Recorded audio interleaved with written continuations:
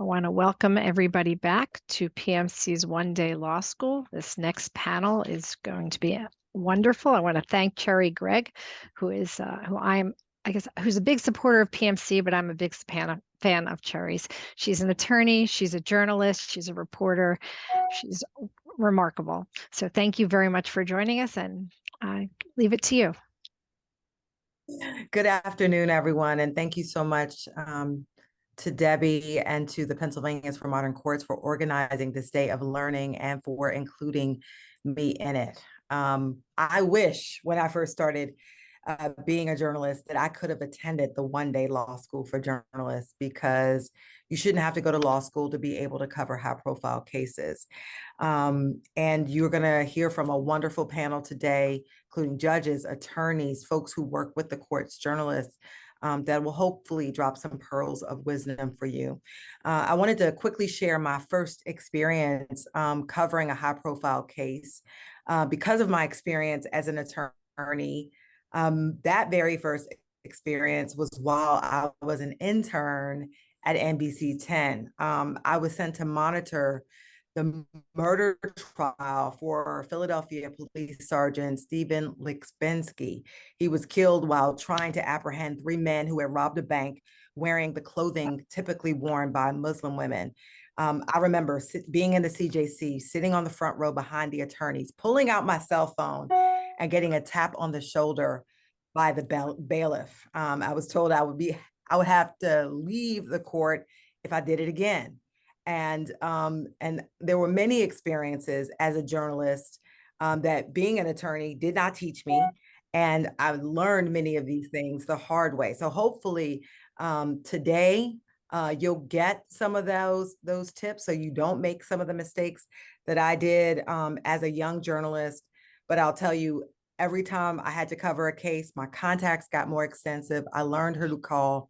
I figured out how to prepare and how to be ready for those deadlines. Experience was my teacher. So we have a powerful panel, as I mentioned, legal juggernauts. I will introduce them, and then we will jump right in to the meat of this panel. First, I'd like to introduce the Honorable Juan Sanchez, U.S. District Judge for the Eastern District of Pennsylvania. We also have retired Judge John Cleland, former McKean County Court of Common Pleas judge.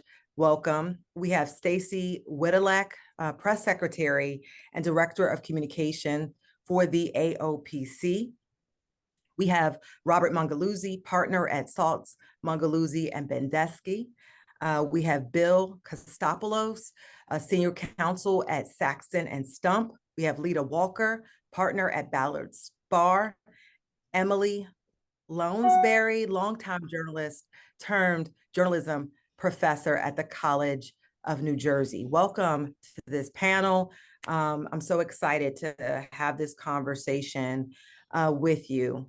I wanted to start by each of you introducing yourself and taking a minute or two to just share one of your experiences in dealing with media coverage of a high-profile trial. And I will start with our attorneys. So Bob Mongeluzzi, if you could kick us off. Well, thank you. So I've had the opportunity of handling a number of high-profile cases.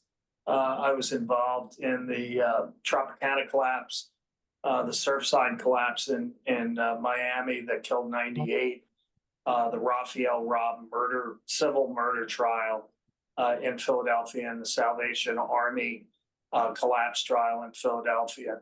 That one is one that resulted in a 6-month trial, the longest trial in Pennsylvania history, and was covered by the media. The collapse was the subject of media coverage for months, if not years. Involved a prominent real estate developer along with the Salvation Army. And then there was a reporter at the trial every single day, or almost every single day, for the entirety of the trial. So I've been no stranger to that.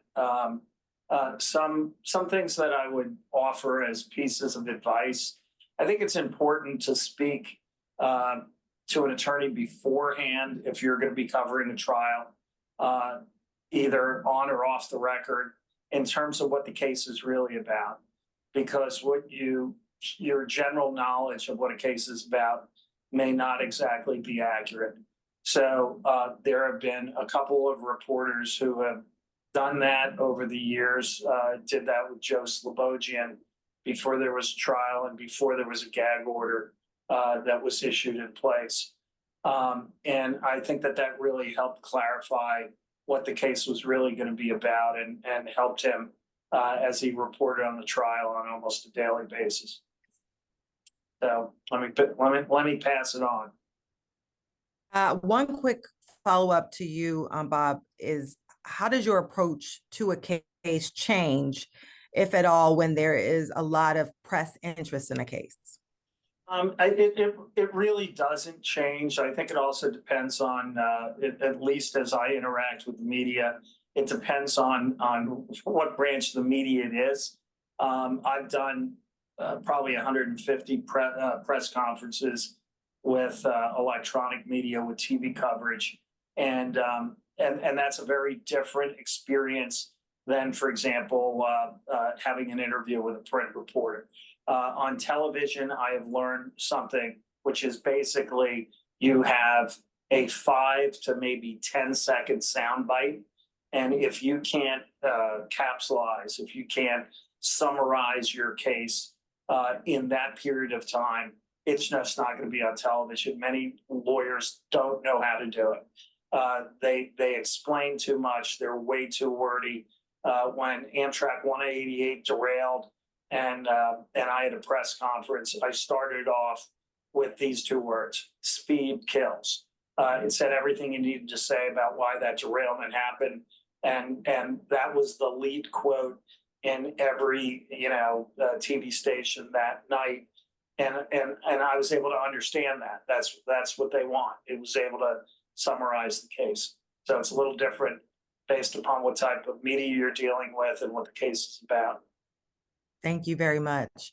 I'd like to bring Bill into the conversation. Bill, would you take a minute or two, introduce yourself, and then share one of your experiences? Thank you, Cherri. My name is Bill Costopoulos. I am a criminal defense attorney, and I've been a criminal defense attorney my entire career, which goes back a long time. Probably influenced by television. I chose this career. Influenced by Hollywood. I chose this career, but it's nothing like television or Hollywood. I quickly learned. I also learned that doing what I do, I have not been and will never be the darling child of the community or of the media, and that is exponentially true of my clients. I've also learned that if I'm going to do what I do in the zealous representation of those accused of crime, the media is not necessarily friendly, but they must be engaged. I am presently senior counsel with Saxton and Stump, with offices in Pennsylvania, New Jersey, and South Carolina, and I have a lot of IT and support staff.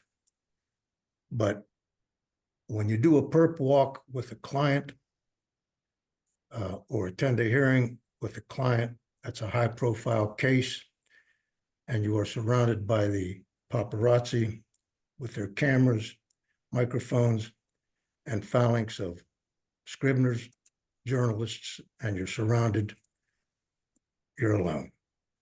And you have to know how to deal with the media, and it's part of your job description in the zealous representation of an accused.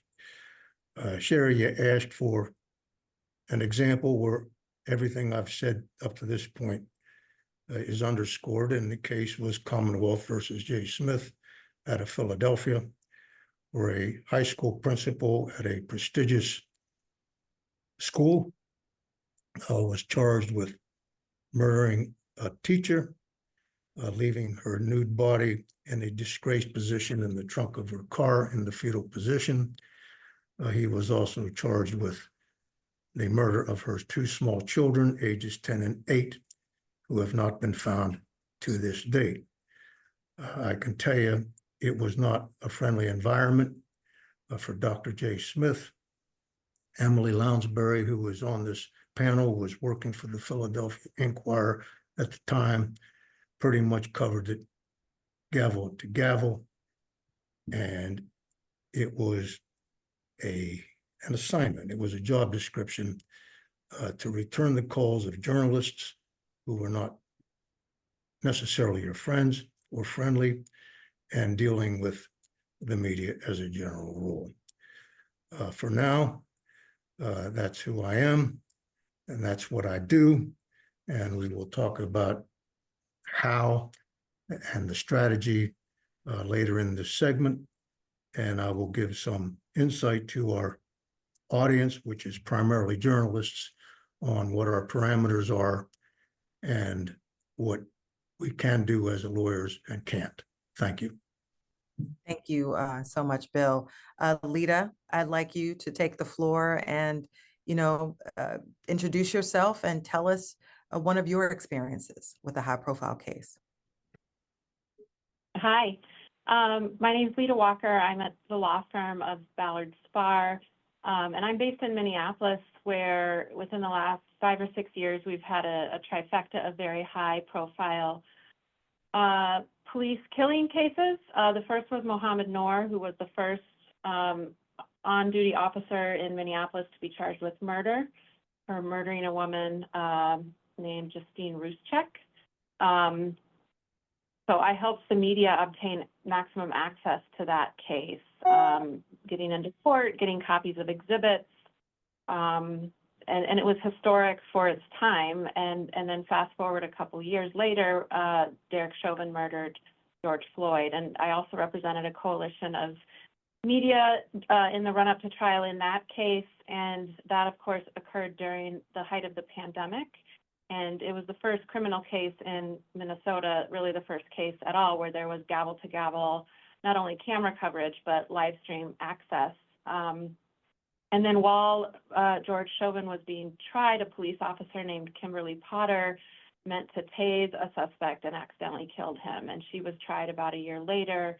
We also had, I also represented a media coalition in getting access to that. And in the aftermath of all those cases, the Minnesota Supreme Court decided to reconsider its rule on cameras in courts. And I testified before the Supreme Court and submitted commentary. And about a year and a half ago, they did change the rule so that cameras are now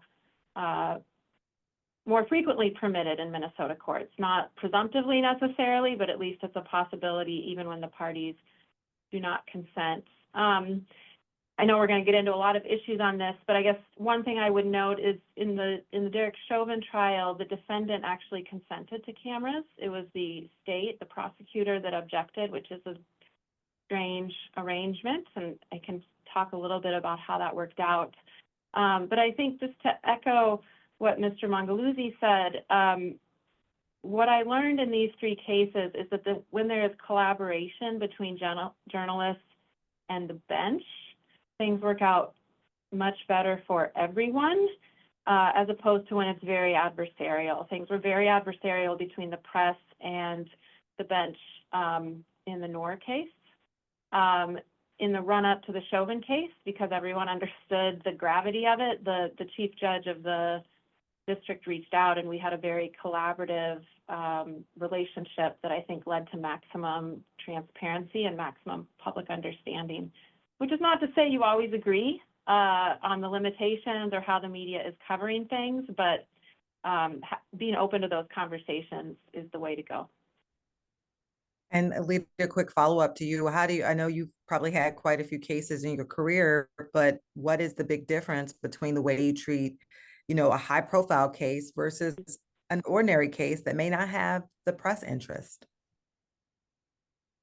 Yeah, well, look, I only get involved in the high-profile cases because the press has limited resources, and they cannot cover every single case. They just cannot, and it's really not their job. That's often a criticism kind of lobbed to the press, is like, well, you only want in on the high profile cases. You don't cover the run of the mill garden variety stuff. And so are you really educating the public? And my response to that is, it's the job of the bench and the bar to educate the public. The press's job is to report on what is news. Dog bites man is not news. Man bites dog is news. And so that's the cases that the press is going to cover, and they have a right to cover them. And those are the cases where I get pulled in. Thank you for that. I want to move on now and invite Emilie to share your point of view as far as high-profile cases, as well as your experience. So please introduce yourself. My name is Emilie Lounsberry, and I've been in and around courtrooms pretty much my entire life as a journalist. I love covering the law. I love a great trial. Covering Bill Costopoulos is extremely interesting. And I did, in fact, covering the J. Smith trial. That was one of my first murder trials. So I have covered many cases in state court, but I've spent most of my time covering federal court cases in Philadelphia. As at the Philadelphia Inquirer, I was assigned to federal court at a time when reporters really did pretty much work out of their space at the courthouse. And it was a really busy news cycle over many years. So I had the pleasure and the honor and the responsibility of covering a lot of corruption cases, police corruption, political corruption. And it was truly a great experience. You know, as social media kind of popped into the picture, I did have pretty much leeway in federal court. I have a feeling that has certainly changed. But you know, we did a daily blog from a big corruption case about 10 years ago. And we were allowed to pretty much, you know, file from the courtroom at will. So all of that was great. I'm now primarily a professor of journalism, so I'm kind of on the other side of things, but I still keep my hand in journalism, and I did cover the Bill Cosby sexual assault trials in state court in Montgomery County a couple of years ago, and it felt like I had come home. It really felt like I love being in a courtroom. I love mastering a case and understanding the nuances and being able to tell a complicated story in a way that is both interesting and accurate. So I've just, you know, I miss being in the courtroom. I hope to be back in it again soon. It's a very important area at a time when, you know, criminal trials are all over the place in the national media. Without going into any detail, it's really important work. And it's just been, it's been a great experience. I've learned a lot. I've learned a lot of respect for the law and the complexities of the law and the importance of our legal system. Thank you so much, Emilie, for that perspective. I'd like to shift a little bit to the court perspective and bring in Stacey first. Stacey, if you could introduce yourself, your perspective, and then share an experience. Thank you so much for having the state court system as part of this. As Cherri said, I am Stacey Witalec. I am the spokesperson for the entire state court system. So magistrates all the way up through our common pleas courts, our appellate jurisdictions, and then the Supreme Court as well. So I cover all 1,000 judges, all of our staff, and all of the issues in between. I've had the opportunity to work with a lot of the folks on this panel. most recently being in Chicago, speaking on a panel with our friend from Ballard Spahr. So it's great to see you again. But you know, my experience, I started off my career in Washington on the heels of the Columbine crisis, and that was my very first PR case that I handled at I worked for an international PR firm at the time. Came back home to state government, and I've been in and out of various capacities in state government, working for either as a spokesperson for the governor or the General Assembly, and now here for the court system. My role here, and as we work with journalists, and my team is small but mighty, and they are all on the same page that our job is to protect and preserve the integrity and the credibility of the court system, but to also be an advocate for journalists. Because without all of you, we can't tell the story of the good work that's going on in the court, nor can we educate people about court process and why things happen the way they do. Why Judge Cleland makes a ruling or issues an opinion or issues an order the way he does, or why Bill or Bob have to make the maneuvers in court that they did. All of that plays into the common story. So whether we're handling the crisis communications of Brian Kohberger being caught in the Poconos down to a localized high-profile trial, my team is here to simply assist everyone. And it's a job that we take very seriously in the age of social media. I know that was brought up by Emilie already. It's a 24-hour news cycle, so we are always working. And if you, as a journalist, if you take anything away from today, from any of the remarks that I make, it is this: you should have my cell phone number in your phone to use it any time of the day, any day of the week, any holiday, any weekend. That is what I am here for. And that is what we do, and again, take very seriously. So if you need us, we will get you the documents that we can. We will get you the access that we can within the parameters that I have to follow. You know, judges all the time can't talk about a case. They can't give you the details that you want, but I'll find you a way to get them. So look forward to hearing from everyone and working alongside of all these great folks for this discussion. And Stacey, that's a rare thing when people welcome your texts and calls on a holiday. Okay, so thank you for that. And a quick follow-up to you, Stacey. Of course, there are cases where maybe one or two reporters may reach out on, and then there are super high-profile cases where you're getting flooded with requests. How do you, from your perspective, sort of, what's the difference between the two for you all, and how do you treat those cases differently?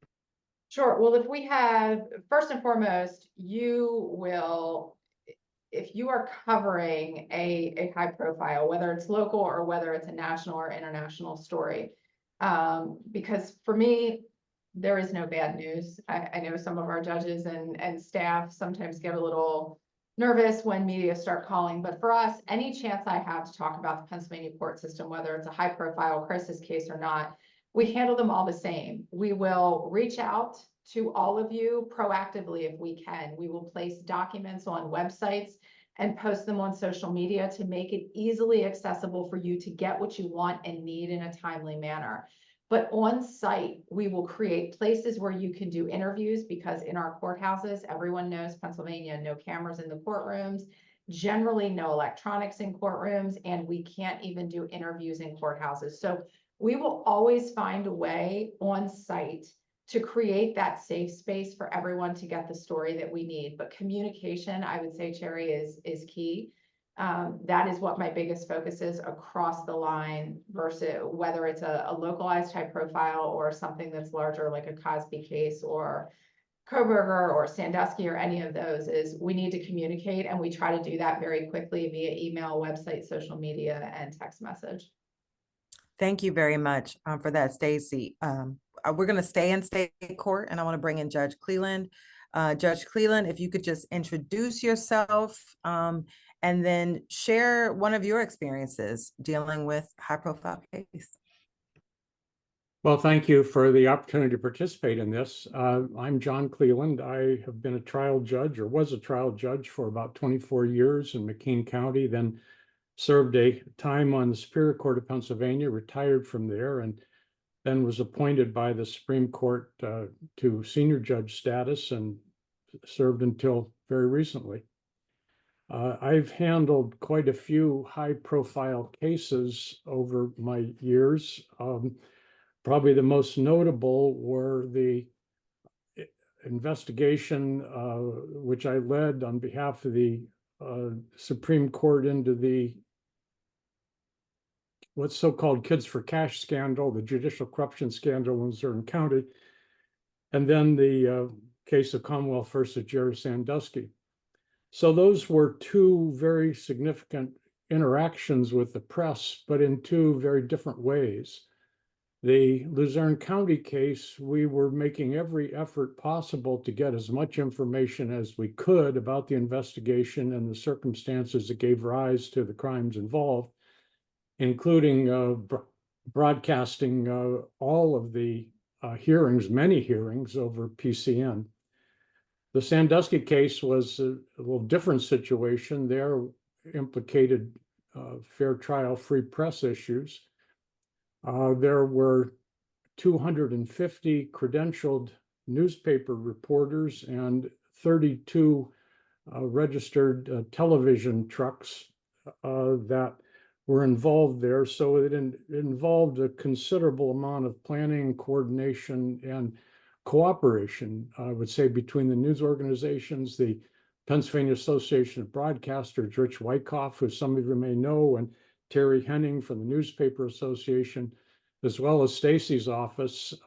We were able, I believe, to provide timely, accurate, meaningful information about that case in a way that informed the public. Thank you very much, Judge Cleland. Last but not least, I would like to bring in Judge Sanchez to talk about the federal court perspective. Judge, if you could just introduce yourself and then share one of your experiences. Very well. Hello, everyone. My name is Judge Juan Sanchez.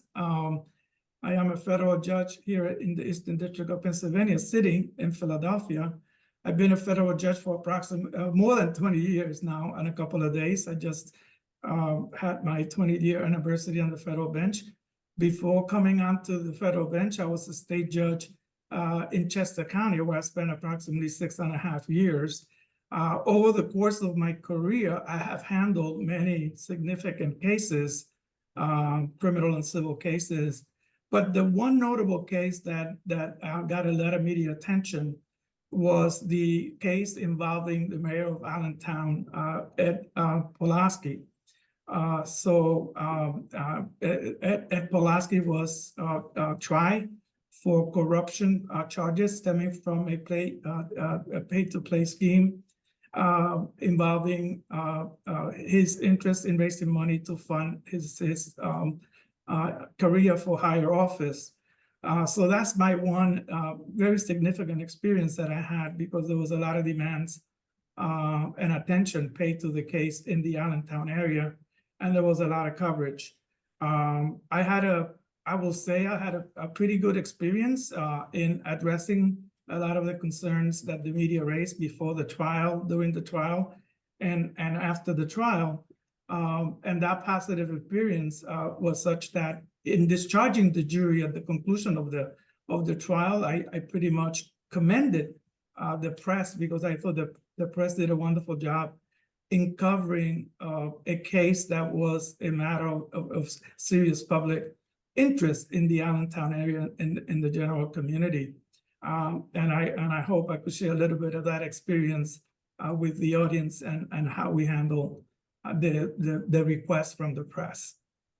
Yeah, if you could just expound on that a little bit and just sort of explain how the federal court sort of treats high-profile cases differently from cases that may have only moderate interest, maybe one or two reporters reaching out. So we don't have a public information officer or a press secretary in the press. Each individual judge has to kind of develop his own or her own plan for dealing with media requests. And what I could tell you from my experience and what generally we all do is that we try to anticipate what are the needs of the case before the case begins. We have a sense, just because the case is getting coverage and because we're getting questions, that we have to develop sort of a plan to address the concerns of the media and access of the media to the public records. So generally what we ask is that all the press inquiries go to the clerk of court.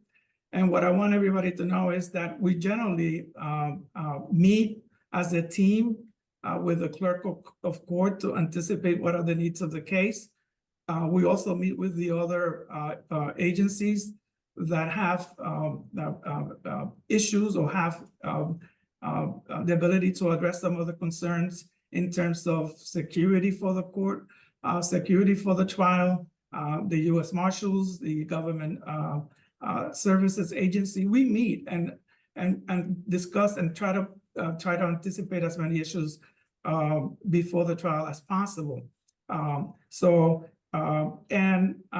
I get prepared for handling the case because while the case doesn't change how I try the case, it does changes a lot of the procedures that we have to implement in order to pick a jury that will be fair and impartial and consider the respective views of the parties in a fair and impartial way. So for example, in the Pulaski trial, I think most of us who deal with high profile cases have to prepare in anticipation of how many jurors we're going to need to bring in so that we could have jury selection. In the Pulaski trial, I brought in 100 jurors, 100 jurors into the building on the first day of the trial. And in consultation with the lawyers, as well as the clerk of court and the jury administrator, we determined that was the optimal number. And we were pretty close because we managed to select the jury in the first day of jury selection, but we went through 97 of the prospective jurors after we granted hardships, challenges for cause, and they exercised the preemptory challenges. So that is a tremendous burden upon the court, upon the judge, and upon the system. And in my case, it was 100 jurors that we summoned. In some cases, as you well know, you could summon hundreds and thousands of jurors to be able to pick. In my case, it took 1 day, but it's not unusual for cases to take a little bit longer not to select the jury. And we had to consider, in my case, partially sequestering the jury to avoid any undue influence. And just because of the needs of the case, we had the jurors meet off-site. The marshals would pick them up and bring them into the courtroom, and they will not be among the public. And we had to keep them in the jury room. We provided breakfast and lunch in the jury room until the evening. Again, we will take them to a location outside the courthouse so that they could go home. And it requires the judge to be very attentive and be very, very, very specific about the things and the instructions that they have to follow so that they cannot be exposed to extraneous material that might impact their judgment. So unlike any other case, I do it more in a case of high profile, almost at every instance I can, even if by the second week or the third week of the trial, the jury could repeat the instructions I give them regarding, the fact that they cannot supplement the knowledge from any source outside the courtroom or talk to anyone about the case. Despite the fact that they pretty much could repeat it to me verbatim, I'm very cautious that I repeat those instructions. One of the questions that I had in my case was the media request for the name of the jurors right after the jury was selected. And according to our plan, of course, we cannot disclose that unless it's a court order. In my case, I felt that disclosure was not in the best interest of justice. So what we did is we did not disclose the names of the jurors after they were selected.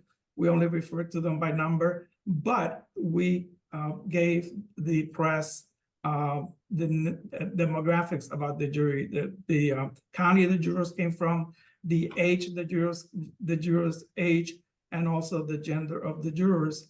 And after the case was tried and we had a verdict, and I recorded the verdict, of course, the interest of the press, the First Amendment press, is greater than the interest to provide the defendant with a fair and impartial jury. I received a request to disclose the names, and I directed the clerk to disclose the names with proper credential validation to the press. So we learned a lot from that trial, and I think the relationship that we built with the press, although not directly, was a positive one, because I didn't have a problem. And Judge, I'm gonna break in here just because I want to make sure we get to more, but we're going to talk about some of the ethical considerations for the court. That's going to be a question that's going to come to you, as well as some of the other considerations. But thank you for that, Judge Sanchez. I mean, when you're talking about different stages of a case, there's so many considerations that must be thought about and considered. I want to sort of piggyback on what Judge Sanchez was talking about, and because there are so many considerations at different stages of a case, right? There's the actual event, there's pre-trial, there's the trial, and then after the trial and the verdict is rendered, like there's different considerations, and Judge Sanchez sort of walked us through that in the example that he gave us. And so I want to bring our attorneys Bob and Bill back into the conversation, and I'd love to hear how you handle and maybe we'll start with you this time, Bill, how you at different stages of a particular case. Go ahead, Bob. Sure. So the first stage for me is, by the way, I'm Bob Mongeluzzi. I'm from Saltz, Mongeluzzi, Bendesky. I'm a trial lawyer. I handle personal injury cases, mostly catastrophic. So how I react with the press is, I would say, a little bit different depending on the stage. The first stage for me is when the accident occurs. And so we may do a media advisory where, particularly if it's an area in my wheelhouse, even if I do not yet have a claim. For example, I handled the Tropicana garage collapse. I handled the Philly Salvation Army collapse. I handled the Kimmel Center construction collapse, and then the Florida collapse. I spent a lot of my career doing construction accident cases. So many times, if a catastrophe occurs involving a structural collapse, I am contacted. I'll put out a media advisory, and then reporters call so that they could get some informed basis to sort of figure out what was going on. From a personal injury perspective, it's helpful to us. Many times I've gotten cases as a result of that. Many times after I've gotten those cases, I have gotten evidence. As a matter of fact, in the Salvation Army case, the single most important piece of evidence were 2 photographs which had been taken the week before the collapse from the adjoining Mutter Museum, taken by 2 union construction workers. The site which was being demolished was non-union. They wanted to document that there was shoddy work going on that became critical in the case. So there may be a different purpose for that. If it is pre-trial, I will be talking generally about the case. During the trial, I generally do not comment. I don't think judges want me to comment, and I don't know if now's the time for me to discuss the ethical rule. Shall I, Cherri, or are we going to save that for later? If you think it's relevant right now, and if it's Sure. right in, So go right ahead. yeah, so professional rule of professional conduct 3.6 regarding pretrial publicity basically says, as a lawyer, you can't make a statement that you know or reasonably know will have a substantial likelihood of materially prejudicing an adjudicative proceeding, meaning a trial. But when you get into the nitty gritty of that, I have picked juries in high profile cases where there have been, for example, in Salvation Army, there were a bunch of articles in the Enquirer and Daily News about Richard Basciano, who was termed as a slumlord. In those, there was a motion to transfer venue because of that. It was explored during voir dire. And I have to tell you, we interviewed more than 100 people voir dire. Not a single person could remember reading any of those articles. So a lot of the fears that we have sometimes just don't work out. I handled the Raphael Robb, one of the most notorious murders in Montgomery County. I had the civil case. His daughter sued him for murdering her mother, his wife. Most jurors, despite it being the most notorious murder case, had never even heard about it. When you look at the ethical rule, it says you have to have a substantial likelihood of materially prejudicing the case. I don't think you really could even approach that line pre-trial, because everybody has voir dire and could knock out anybody who's read anything publicly about it. So I don't think that a lawyer who talks about a case pre-trial is really going to cross that line. I certainly would be careful if I'm going to speak during trial. But remember, the judge is instructing the jury. They can only listen to the evidence that they hear in the courtroom, so they shouldn't be reading anything anyway. So if I want to comment, I believe I'm on safe ground, and I believe that the media is on safe ground, since they were instructed not to read it anyway. So how could it materially prejudice the jury if, in fact, they are not supposed to read it? So with that, I'll pass. Okay, thank you. And Bill, I know you do quite a few criminal cases. And so could you talk about dealing with the media at the various stages in criminal case? I can, Cherri, and thank you. The rule that Bob referred to, Rule 3.6, are the parameters that lawyers have to live by. And the parameters that he explained are that we can't make statements that could prejudice the case. Now, there is a safe haven. It's called fire by fire. And that is, if the prosecutor has a press conference and he lights up the fire, a defense lawyer can respond to it. And I seize upon that safe haven all the time. I can tell you that Judge Sanchez and Judge Cleland, they know the rule very well, and they can be very impatient because we are not only criminal defense lawyers, but we're officers of the court, and we've got to stay within that parameter. All that having been said, it's pretty loose. And in dealing with the media, whether it's pre-trial, during the trial, or post-trial, but especially pre-trial, when the media is in a feeding frenzy, you've got to know how to deal with them. And I'm talking about this audience. I'm talking about you as journalists. And I'm talking about television. And there are rules on how to do it. And one is, you do talk in sound bites with cameras. You don't get chatty with journalists, because you got to be careful what you might be reading attributed to you the next day. They mean well, but their spin on the facts, your spin on the facts, don't necessarily comport with mine. So if we're short, that's why we're short. Number two, you've got to be prepared when they make the call or when you do the perp walk. I put 10 to 15 hours getting ready for this presentation. You're going to get tough questions, and you've got to be able to answer them sometimes without telling them anything. The client is off limits.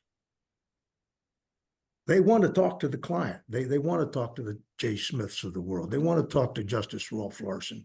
They want to talk to the Senate Whip Jane Orey. They want to talk to the Speaker of the House, Bill DeWeese. To the extent you can control the client, you keep them off limits. And the answer is very simple. Their blood is in the water. And if they start splashing around, these journalists move in. The TVs move in. And it's not so easy to keep them off limits because a lot of these high-profile politicians and elected officials, they've gotten to where they are by presenting themselves, and they're pretty good at it. But the rules change when you're indicted. Because when you're indicted and there's a press conference by prosecutors with flags on each side and FBI agents in the background and Secret Service in the background, and like I said, the rules change for them, and they aren't treated by the media as they were before the indictment. Therefore, they're off limits. That's why we keep it short. That's why we have to be prepared. That's why they're off limits. All that having been said, you can't go to these hearings. You can't do the perp walk with a newspaper over your head. You just can't do it in the zealous representation of a client, but you do have parameters, see 3.6 that Bob made reference to, that Judge Sanchez and Cleland keep an eye on, and that's why we can be restricted. Are there any changes after the jury's selected? Yeah, you can back it off a lot. Up until then, you're trying to level the playing field with what's been put out there, because there is no presumption of innocence once you're indicted. There is no press conference coming from the DA's office or the United States Attorney's office where the message isn't guilt all over. Once you're in trial, the paparazzi doesn't necessarily go away, and you still have to come out of the courtroom, and you still have to go into the courtroom. You can tone it down and simply respectfully and politely let them know that the case will be tried in the well of the courtroom, and that's where the facts will unfold in favor of your client. Post-trial, if you're convicted, you got to talk about an appeal, but you're bleeding pretty badly at that hour. As far as what I can tell journalists, I know Emilie well, and she said just very recently, we just want to get it right.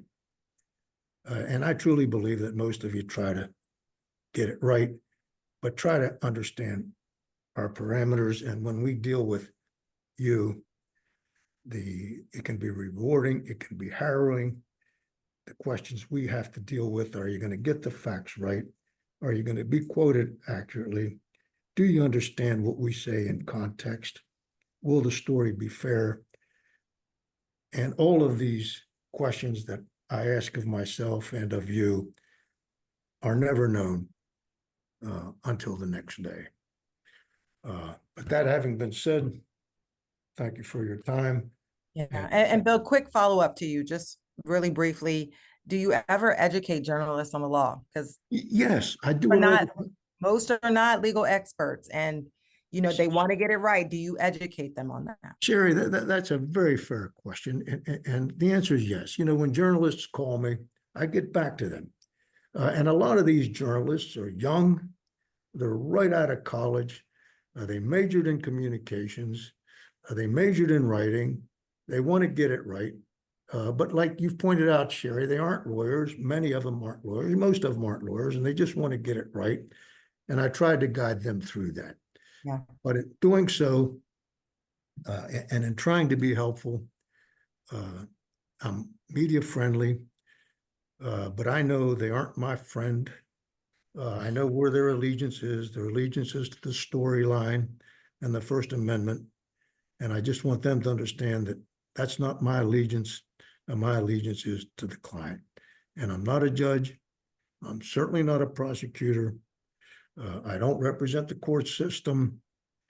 I do what I do in the zealous representation of some clients that are not necessarily loved by the media world. Thank you. Thank you, Bill. And I want to bring our journalist back in, Emilie. I want to get your perspective on covering the different phases of a trial, you know, the big incident that everybody flocks to, and then, you know, the charges are filed, and then we go into pre-trial work, the trial, and then post-trial. If you can share your experiences and some. All right, so just going right off of what has been said here is really when covering these high profile cases, the journalists really want to be there. So they don't want to break any laws or break any rules. But at the same time, it's a lot of juggling at every phase of especially a criminal case, but certainly, you know, some of these high profile civil cases. These are really important matters that should be of great interest to the public. So generally, what I always try to do, two things: understand the law and know the case inside out. So again, this is going to depend on what phase you're in because there's a curve there. But first, learning the case. Devour every document that you can find and read it and print it out and underline and do whatever it is so that you learn the legal issues in the case, the factual issues, the arguments that are underway. You really have to learn how to know the case and to develop a working professional relationship with the lawyers. You know, Bill and I have been round and round on a number of really interesting cases. And he does return phone calls, and that is so welcome. I just can't tell you, you know, how important a lifeline is when you're writing a story on deadline and you think you understand the complexity that is, you know, the subject of a really red hot argument in court. And it's nice to have someone that you can call and say, can I just run this past you? I've even had some judges that I could do that with. Although usually I'll deal more with prosecutors, defense lawyers. Again, it is a very working professional relationship, but it's so important.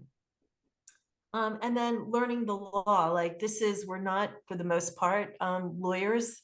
But so it does take some time, but you know, some of the things that drive me crazy, and I'm sure the judges and the lawyers will agree on this, the difference between an opening address and an opening argument.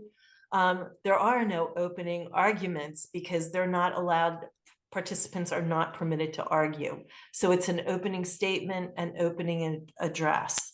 So, you know, whenever I hear opening arguments or read it, like it's like fingernails on the chalkboard for me because it's just incorrect or passing along incorrect information. So learn that kind of thing. And then some more standard things. Usually in a criminal case, for example, we always identify all the participants. Except for the victims of sexual assault, alleged victims of sexual assault.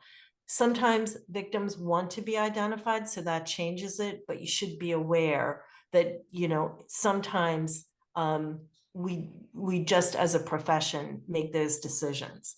The same way with juveniles, once a juvenile, if it's a serious enough case, gets certified into adult court, then they can be identified. So just be aware of those kinds of things. And then finally, the most important thing is to always be in the courtroom. There is no substitute for actually being there. That's my main thing. Like you can't, I had an editor way back when who said, you can't shoot deer from the cabin.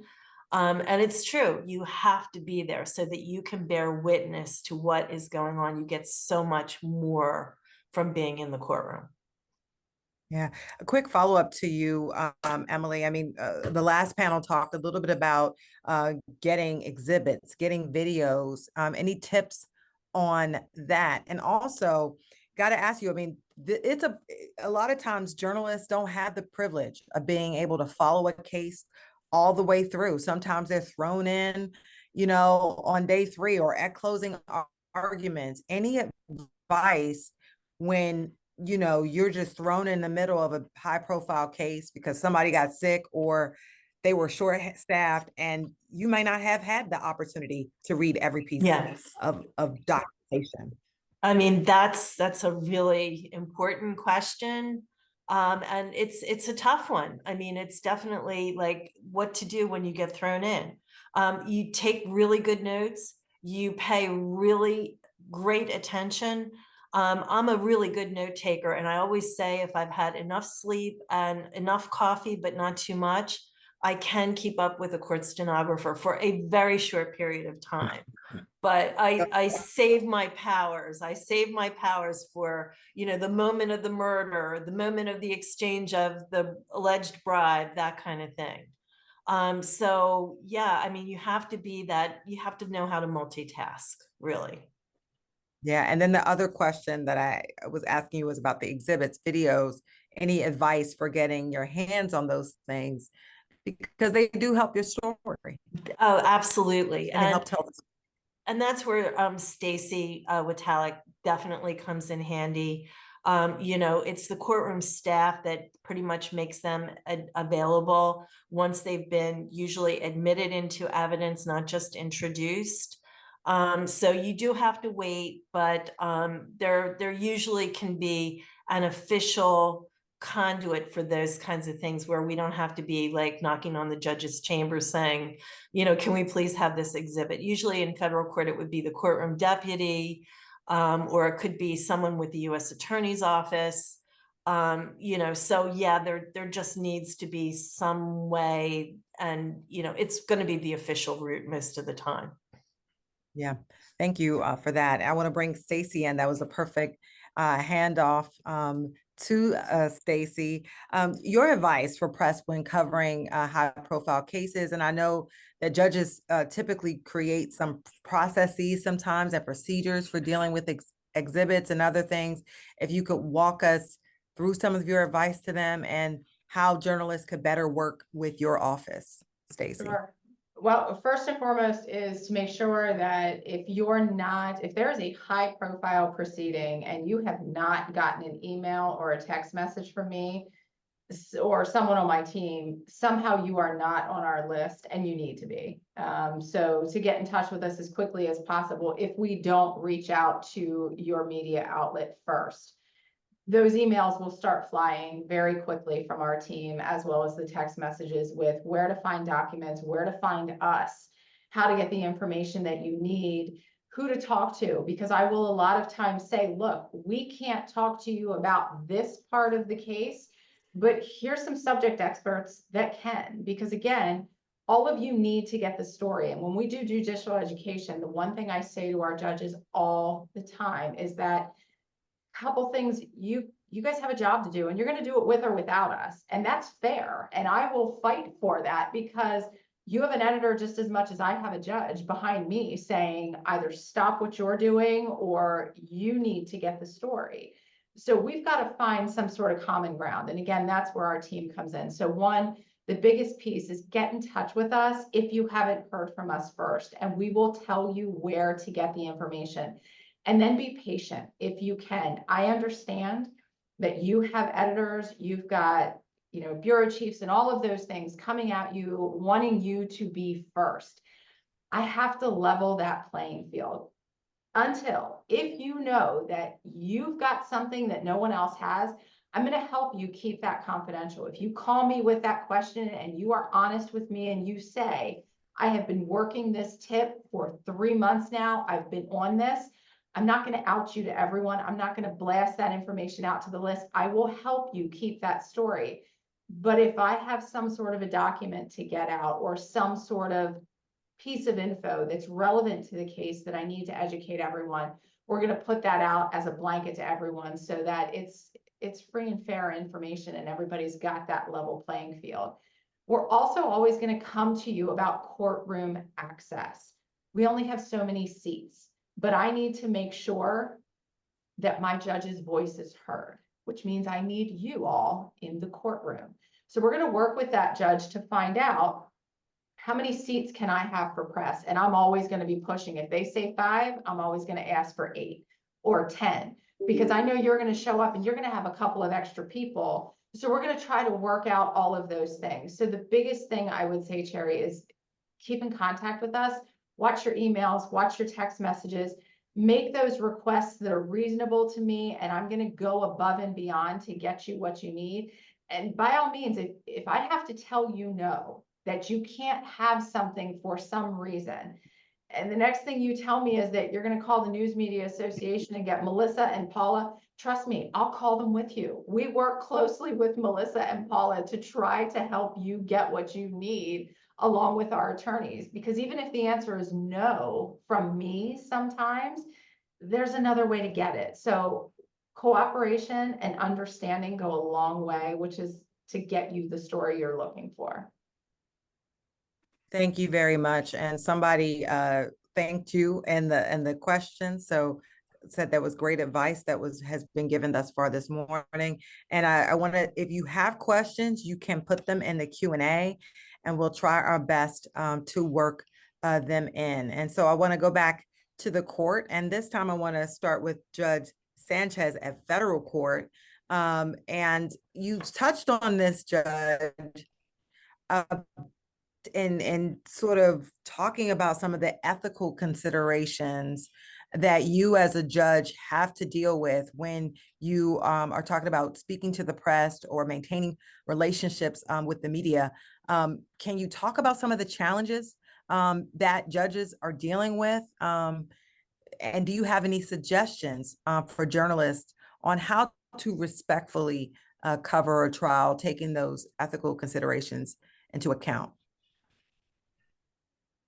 And you're muted, Judge Sanchez.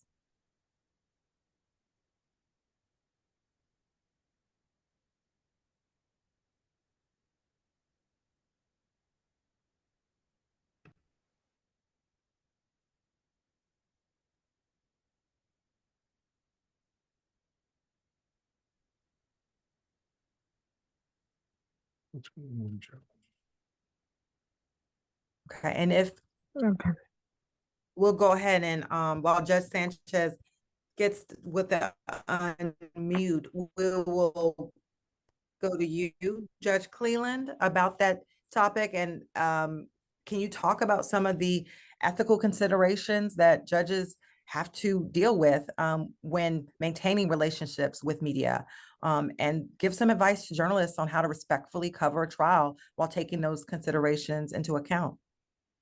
Well, I think the relationship has 2 parts. One is during a trial and one is trial related relationships. It's important, I think, that judges have confidence in journalists and their ethics and integrity and accuracy and willingness to learn.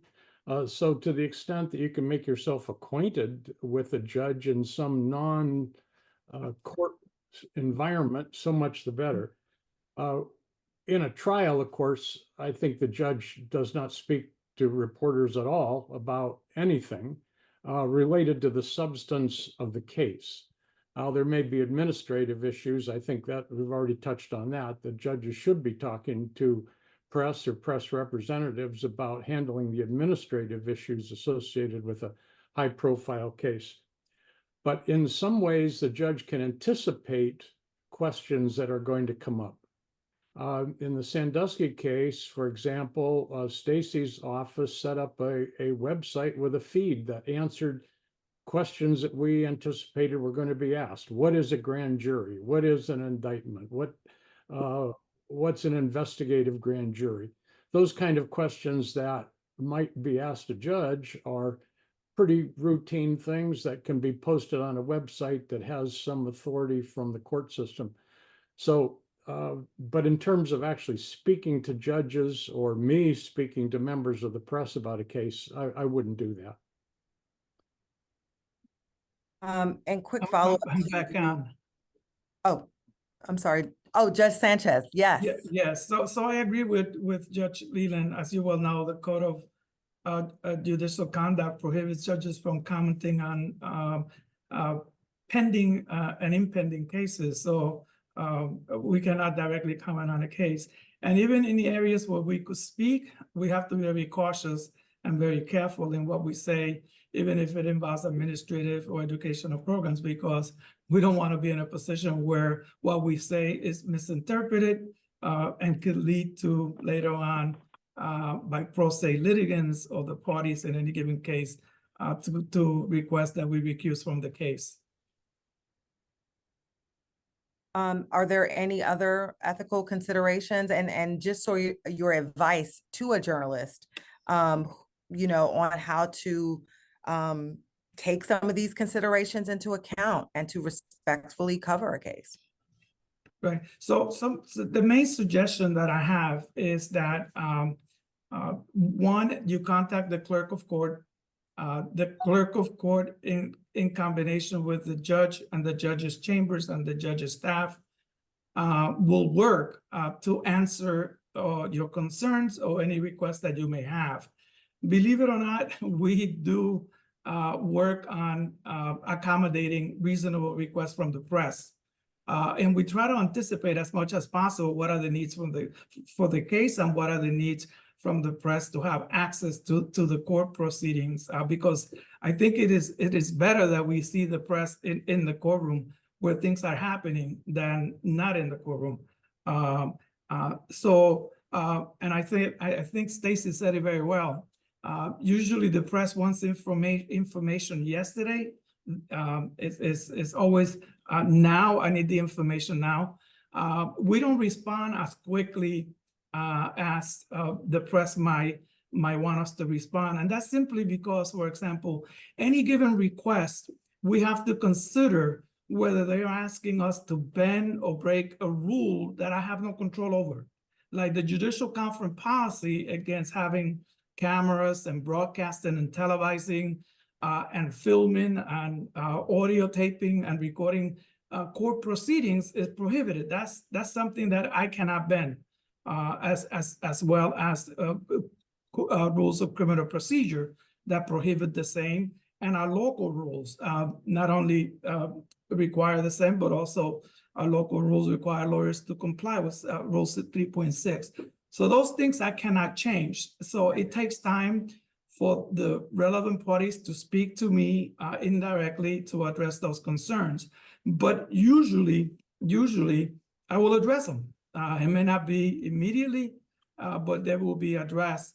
And in addressing them, I think it was one of our speakers, Stacey, that said, we want to be even-handed with the press.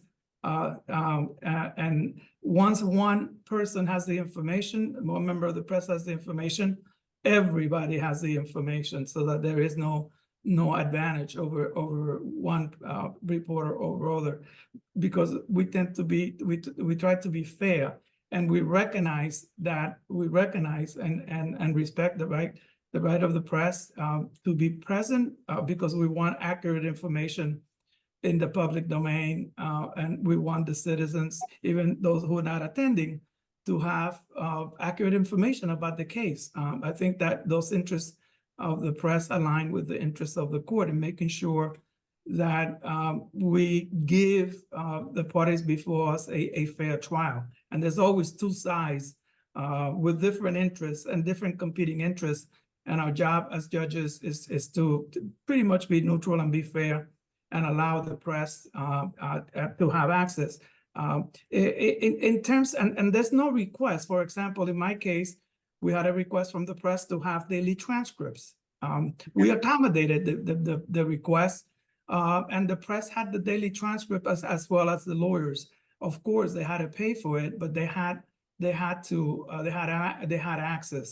And I don't see any problem for any judge to make accommodations when the press request an exhibit that has been admitted in evidence, and the jury saw it, and all the members of the public saw it, because we usually make accommodations to have monitors facing the public so that the public could see everything that the jury sees and everything that the jury hears. But sometimes it's not easy. It takes time to compile and get the right people to get you the right information. But usually we do. And I think that people have to be a little bit patient. The press has to be a little bit more patient, because our interest, again, is to make sure that the right of the individual to have a fair trial before and during trial is paramount to the press, because the press rights are not absolute. Absolutely. Thank you. And there's a lot of, there are many different considerations that must be balanced when making decisions on whether to release information. And Leita, I want to bring you into the conversation, because I know you were involved in getting cameras in courtroom in the courtroom in Minnesota. Could you talk a little bit about that, and just sort of the working through balancing the need to inform the public and educate the public about what's happening with protecting the rights and making sure that you know, there is not undue prejudice to whatever case is before the court? Sure. You know, the Chauvin case was unique in that it happened during the pandemic, and the judge decided that the public really couldn't be allowed in the courtroom. And so the decision to allow cameras in that case was really driven by that decision, and the fact that neither the First Amendment right of access or the defendant's Sixth Amendment right to a public trial could really be honored during a pandemic unless the trial was live streamed. And Judge Peter Cahill, who oversaw that trial, really violated, in some ways, the standing rule in Minnesota, which is cameras are not allowed in criminal trials unless both parties consent, and the state had not consented. So it was a really exigent circumstance that got cameras into that case, and the same with Kim Potter, who was tried also during the pandemic. But what I think that trial showed the state of Minnesota and other states where cameras are not routine is that a lot of the arguments against cameras, you know, for the most part, don't hold up. You can always find an extreme case, a child victim, a sexual assault victim, right, where cameras may not be appropriate. But I think the Chauvin case showed how those cases can be dealt with, you know, case by case, and the presumption should be for maximum access. And the Supreme Court here really recognized that a year or so after the Chauvin verdict came down, when it liberalized the rules on cameras and really rejected a lot of the arguments that have been made in Minnesota over the years on why cameras should not be permitted. You know, just to flag a couple of those, one is that it creates a circus atmosphere. Everyone, of course, goes back to the O.J. Simpson trial. But that was, you know, 30 years ago now, right? I think I was a teenager. And the technology has really changed.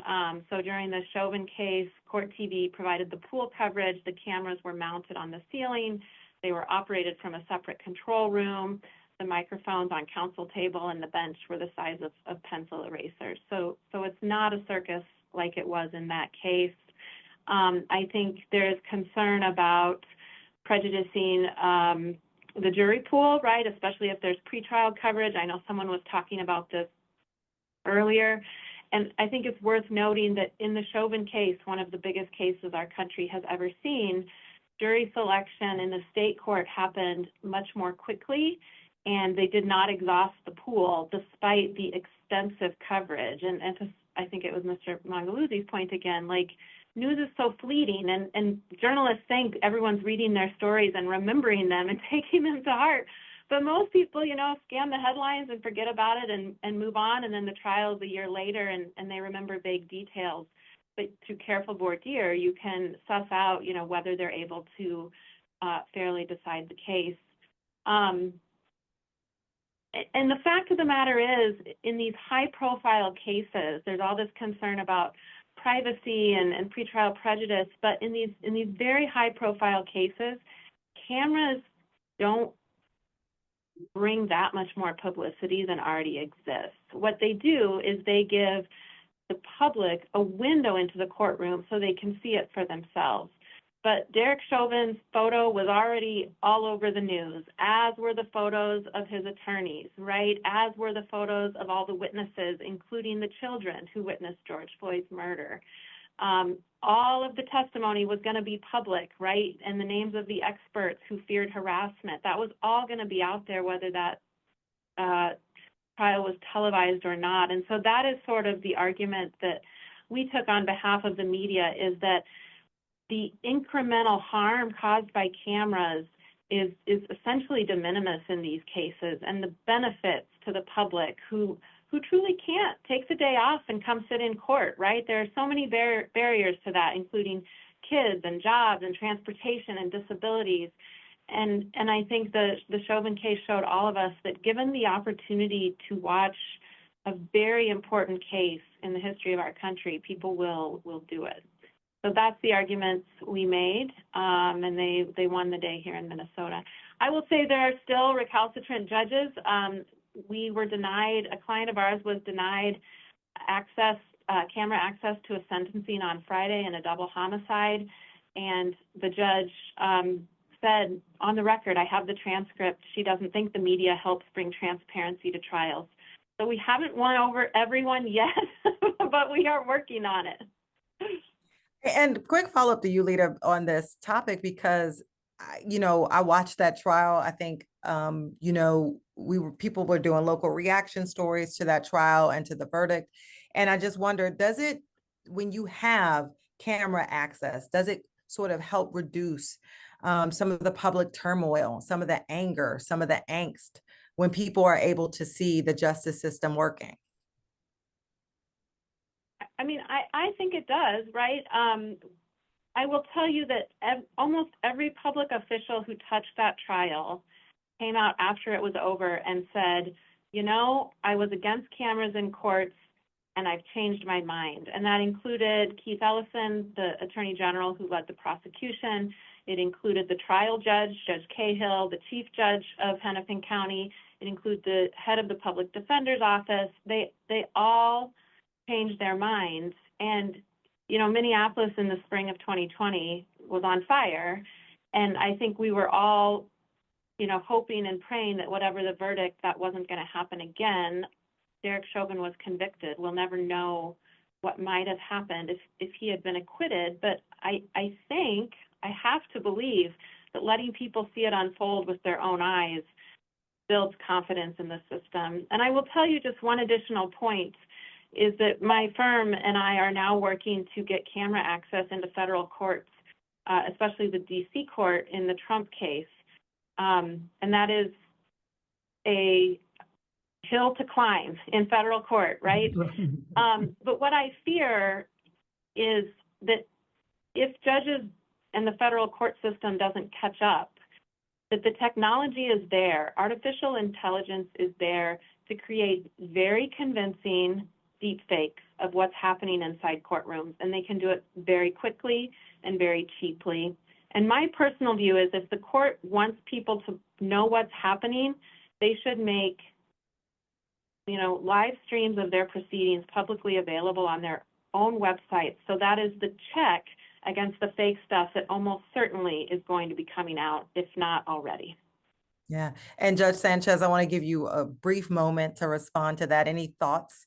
I mean, Well, I have no comments other than it is judicial conference policy, and that those matters have to be taken up with the judicial conference. I do understand the points that have been made, and it seems to me some good points have been made with regards to whether we should have cameras in the courtroom, but I express no opinion one way or another. That's above my pay rate. Understood. And Bob Mongeluzzi, I wanted to ask you a question. Have you ever requested that a court allow cameras in the courtroom for one of your cases? Well, I've actually tried a case with cameras in the courtroom because during the pandemic, when we started trying cases in Philadelphia County and they were closed to the general public, they were live streamed. No behavior of any of the attorneys changed. You forget the cameras are there. I mean, when you're cross-examining somebody, you're not thinking about whether there's a camera there or not. You're 100% in the moment.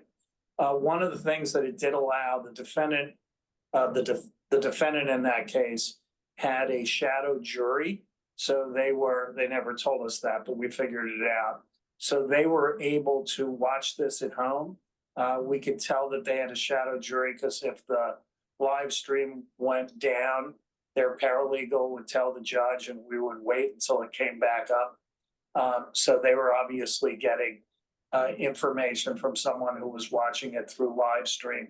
And based on some of their follow-up questions on redirect, we knew that they were using a shadow jury. I'm 100% for cameras in the courtroom.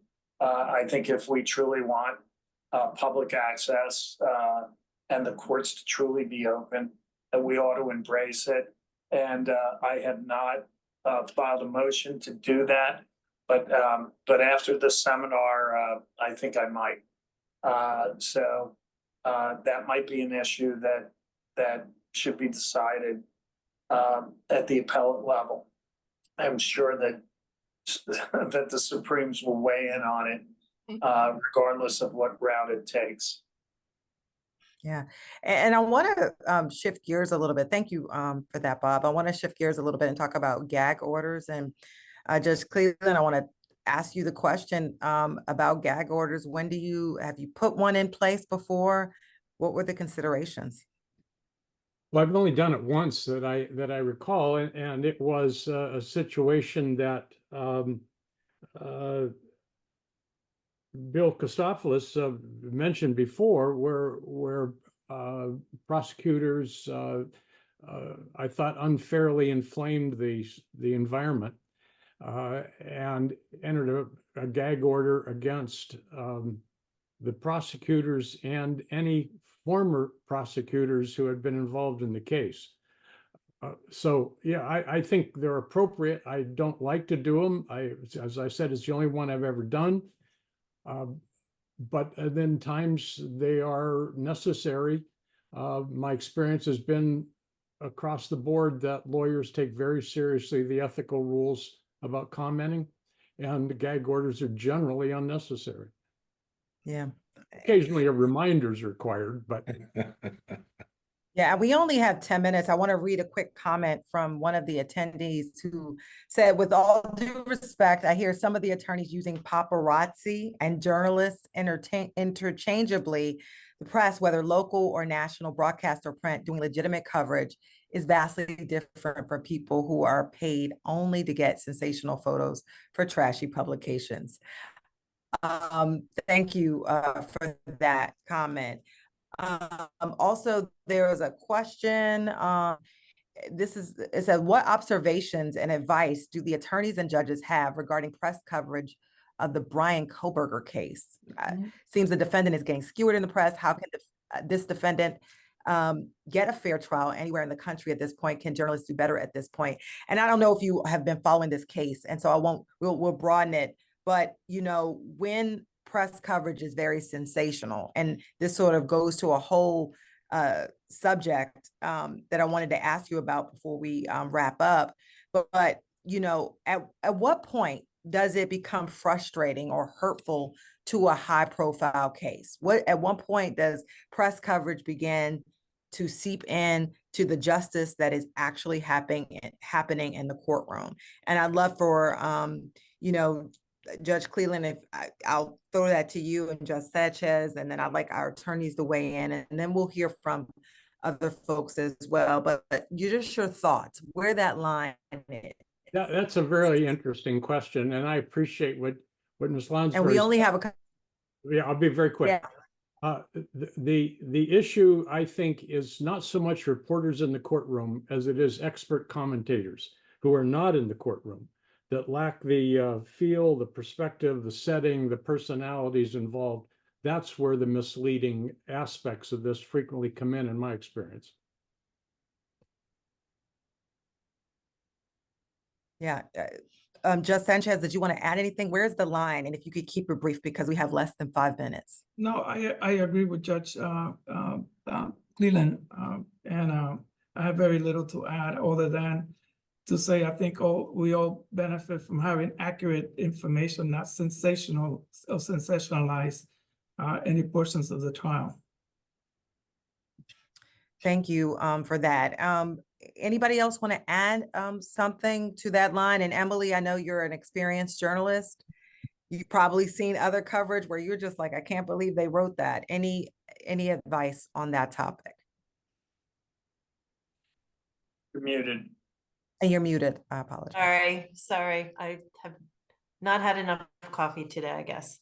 Anyway, that is, all you can do is learn the case and be aware and to try to make sure that what you're putting out there in a story, whether it's broadcast or print, is really the best attainable version of the truth. That's really all that you can do. And yeah, occasionally there are things where I'll be like, oh my God, where did this person get that information?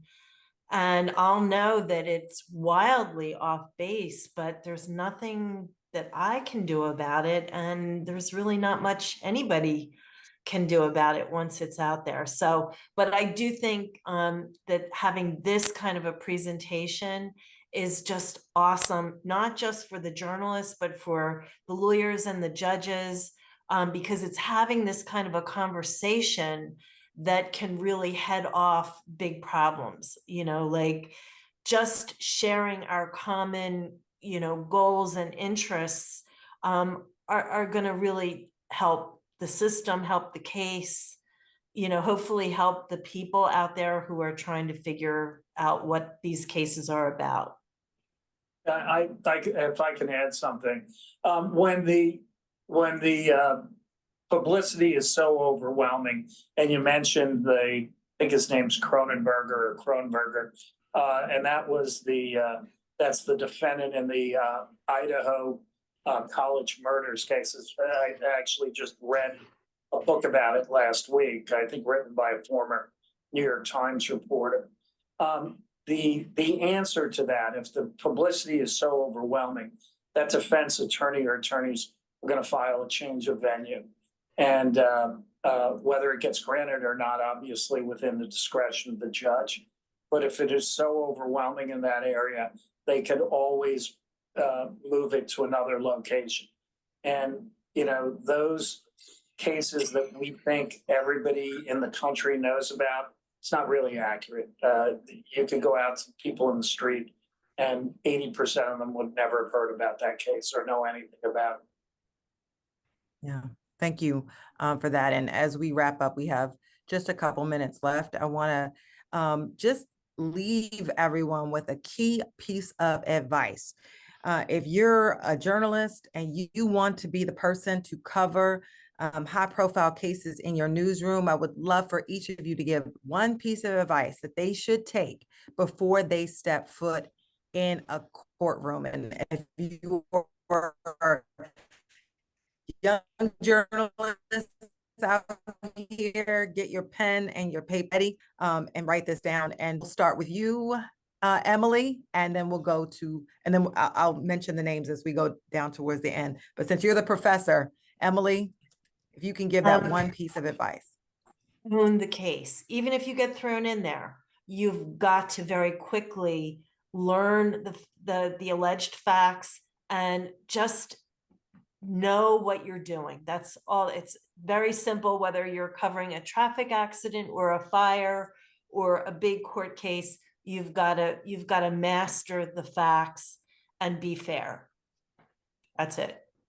Thank you. Learn the case. Stacey, what would be your one piece of advice? Call me. Well, you have to put a link somewhere in the chat. Yes. They can record your information. I will put my cell phone number, which most, if not all newsrooms have. I will put it in the chat so that everyone has it. Put it in your phones. we'll be good. Thank you very much. Bill, what would be the one piece of advice you would give journalists before stepping foot in a courtroom? Yes, my advice to all journalists that are listening in, and my advice to all lawyers that are listening in is the same. Be truthful with each other. Do not deceive each other. Do not mislead each other. If you don't want to answer a question, don't answer the question, but do not mislead them. That truthfulness makes what the system works. It's what makes a lawyer effective, and it's what makes a journalist a good journalist. And thank you for the invitation, Debbie. Thank you. Bob Mongeluzzi, what would be the one piece of advice? Cultivate a relationship with the lawyer early before you're in the courtroom. So if there's a case that I'm handling that's high profile, before you walk into the courtroom, give me a call. Spend a bunch of time on background and explain the case as best that I can, because you don't know the facts and I do. Okay, relationships matter. Leita, what would be your one piece of advice to a journalist before they walk into the courtroom? Yeah, sorry I had to go off camera. I'm en route to another meeting, but building on what someone else said, is just being a trustworthy person. Be a journalist who an attorney will talk to off the record to fill you in on what's going on, and who trusts you to get it right and not, burn them if they say something they don't intend to be quoted. Yeah, integrity matters. Thank you for that, Leita. Judge Cleland, and then we'll end with Judge Sanchez. What is your advice to journalists? One piece. Okay. Support the Pennsylvania Newspaper Association, the Pennsylvania Association of Broadcasters, and call Stacey. Call Stacey. And Judge Sanchez, the last word, your one piece of advice. Yeah, learn where to go to get answers to your questions. Be patient, and also learn the rules that the judge cannot violate, like the judicial conference policies. Well, thank you so much. I hope you all took some pearls of wisdom with you and definitely had your pens working with that piece of advice, all wonderful advice. Thank you so much to Judge Juan Sanchez, to Judge John Cleland, to Stacey Witalec, to Robert Mongeluzzi, Bill Costopoulos, Leita Walker, Emilie Lounsberry. Thank you so much for your time and attention today. And thank you to Cherri, Gregg. Debbie. Thank you for joining us. This was great. We're going to have a 5-minute break before we start the next panel. So thank you all. And I look forward to finishing up this program, which has been wonderful. Thank you.